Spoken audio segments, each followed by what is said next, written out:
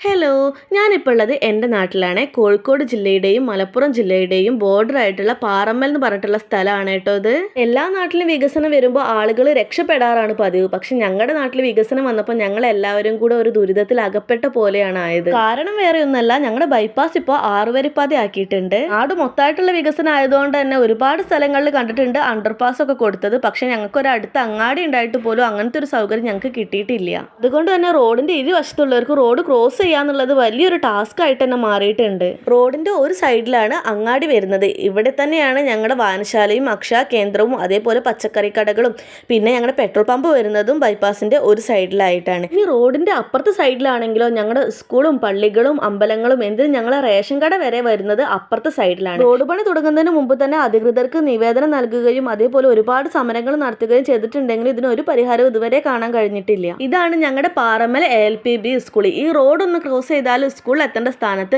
ഞങ്ങൾക്ക് ഇനി 1 കിലോമീറ്റർ സഞ്ചരിച്ച് അഴിഞ്ഞിലത്ത് എത്തിയിട്ട് അവിടുന്ന് തിരിച്ച് വീണ്ടും പാറമ്മിലേക്ക് വരണം. അതേപോലെ ഇനി അപ്പുറത്തെ സൈഡിലുള്ളവർക്കാണ് ഒന്ന് അക്ഷയയിലൊക്കെ വരണം എന്നുണ്ടെങ്കിൽ രാമനാട്ടുകര വരെ പോയിട്ട് അവിടുന്ന് വീണ്ടും ബസ്സിൽ കയറിയിട്ട് പാറമ്മിലേക്ക് വരണം.